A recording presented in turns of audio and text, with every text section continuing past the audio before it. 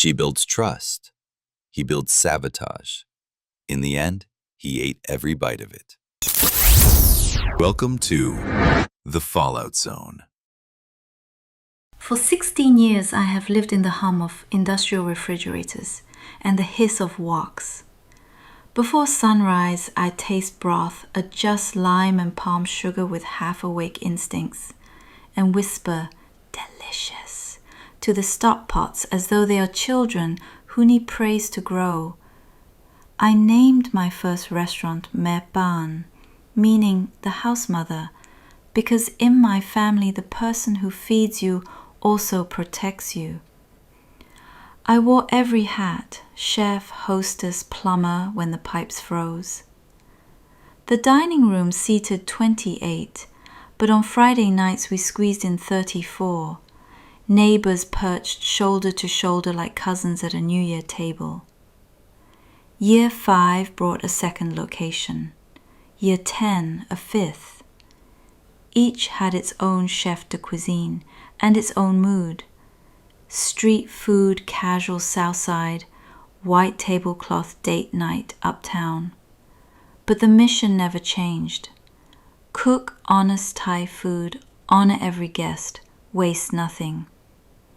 My flagship on 12th and Wisteria felt like the heart of that mission.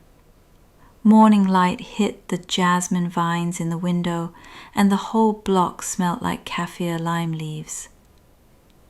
Then he arrived.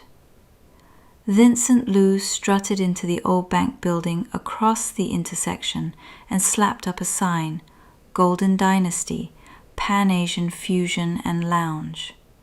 Neon dragons, velvet booths, menu fonts that looked like fireworks. He served Korean tacos, bubble tea, cocktails, sushi pizzas, and God help me, seafood pasta night, where linguine swam in coconut milk the color of orange soda. Competition doesn't scare me. Bad faith does. Vincent never introduced himself. He simply undercut my lunch specials by $1 and posted TikToks calling Mehban outdated. I ignored him. I let the food speak instead. But 2 months in, the speaking changed. The Friday produce delivery arrived wilted, cilantro yellow at the tips. Shrimp came with gray shells and a faint ammonia sting. Coconut milk cases were dented, leaking like bloated cans pulled from hurricane pantries. I called Fremont Rich, the distributor I trusted for a decade. They swore the pallets left their dock pristine. Maybe the delivery truck's reefer unit failed, they suggested. Maybe my walk-in cooler was running warm. I knew it wasn't. The next week, the same driver showed up late with sweat on his temples, though the morning air was cool. As we unloaded, he hesitated over a box of Thai basil, dripping black water. Under his breath, he muttered, Lou's guy tipped us to swap. I thought this load was his. Sorry, lady. He realized his mistake, clamped his mouth shut, and tried to backpedal, but the truth was already plated. Vincent was paying my suppliers to hand him my fresh inventory and saddle me with what should have gone to compost. Anger is a hot oil. If you toss raw meat into it, everything pops and burns. I turned off the stove inside my chest and planned. First, I confirmed the pattern. Over 3 weeks, I installed tiny NFC temperature tags inside select delivery crates. Each tag logged time and temp. The data showed perfect refrigeration until the truck stopped at Golden Dynasty. After that, the crates warmed, sat, and were swapped into my truck last. Second, I insulated my staff. I rerouted key dishes to backup purveyors, even drove 2 hours at dawn to pick up herbs myself, so guests never tasted the rot Vincent intended. Third, I needed leverage. In our industry, we whisper about Wexler & Sons seafood brokers the way sailors whisper about sirens, pretty deals that end in wreckage. They have a warehouse near the river, buy near-expired product at pennies, then resell it as value bulk. Chefs who cut corners use them. Chefs who care, run. I formed KB Holdings LLC, rented a P.O. box, created a website with stock photos, and placed an order with Wexler big enough to stock an ocean liner, cod, mussels, scallops, squid, the cheapest grade they had, delivery COD. Wexler, thrilled, offered a referral discount for any friends I sent their way. Perfect. 2 weeks later, the city hosted the annual Taste and Trade Expo, a schmooze fest where chefs sip too much sake and gossip. I found Vincent's sous chef, Aaron, nibbling free mochi. I sighed theatrically and said, "You're lucky.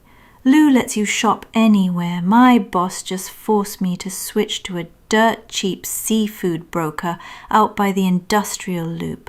Product's actually decent if you don't mind ugly packaging." Aaron's eyes glittered like a cat spotting string. Hook set. The following Friday, a Wexler semi-truck rumbled down Wisteria. I watched from my roof garden. The driver turned not into my alley, but across the street. Golden Dynasty staff rolled out dollies. I texted my general manager a single chili pepper emoji, the signal that stage 2 had begun.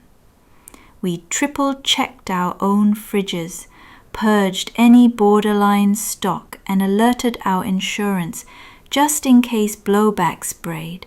That weekend, Vincent held a marketed blowout. Seafood Pasta Night 2.0, limited seating. He live-streamed the kitchen, sniffing scallops and bragging about secret new suppliers that some people don't even know exist. The dining room filled with food bloggers, micro-influencers, a local podcaster who loved scandal. They posted stories of bubbling pots and flambéed prawns. I saved every clip. At 7:42 p.m., my phone buzzed. The county health department hotline, logging its first complaint, violent vomiting. By 9, 13 calls. At 10:15, an ambulance parked outside Golden Dynasty with lights throwing red shards over my jasmine. By dawn, local news ran the headline. Mass food poisoning at trendy fusion eatery. Spoiled seafood suspected. Regular. The reporter stood outside Vincent's gilded doors. Behind her, plastic sheeting sealed the entrance like a crime scene. I brewed coffee for my prep cooks and said nothing. Health inspectors found falsified cooling logs, seafood stored above 45 degrees, shellfish tags missing. Wexler invoices surfaced, showing inventory delivered 5 days past federal freshness guidelines. Vincent claimed sabotage. Inspectors shrugged. Litigation swarmed like flies. 12 patrons filed civil suits. 2 remained hospitalized for IV antibiotics. Golden Dynasty's business license was suspended pending review, later permanently revoked. Vincent tried to pivot online, accusing jealous competitors. But screenshots of his live stream, time-stamped, contradicted every claim. Sponsors dropped him, creditors called notes, and within 1 quarter he filed Chapter 7. I waited. The bank scheduled an asset auction. The morning of the sale, I wore a plain navy dress and bid through a proxy. No one noticed the petite woman in row 3 securing the deed at half market value. We gutted the interior, ripped out neon dragons, donated velvet booths, scrubbed the stink of hubris from the walls. Where Vincent flaunted East meets West cliches, I built a serene space of teak and soft lantern light. The old sushi bar became a communal herb counter where guests snipped Thai basil for their soups. Opening night of Meba number 6, I invited the neighborhood, firefighters, teachers, the ambulance crew who'd hauled Vincent's victims. Instead of seafood pasta, we offered glass noodles and prawns steamed in clay pots, prawns alive until hours before service. Mid-meal, a regular asked, "Chef, isn't this the place that made people sick?" I met her gaze. "This place once served lessons," I said. "Now it serves supper." She smiled and took another bite. Life rarely ties itself with a bow. Last month, someone sent me a TikTok of Vincent in a studio apartment, ring light glaring, reviewing microwavable ramen. He claimed the noodles lacked authentic fusion. The comment section roasted him. He still hashtags seafood pasta. Habit or confession? Sometimes I'm tempted to type a response, to tell the internet what really happened. But mothers teach by feeding, not by shouting. So I close the app, step into my kitchen, and do what I have always done. I let the food speak. And this time, it said everything. Thank you for watching The Fallout Zone. Please don't forget to like and subscribe. See you next time.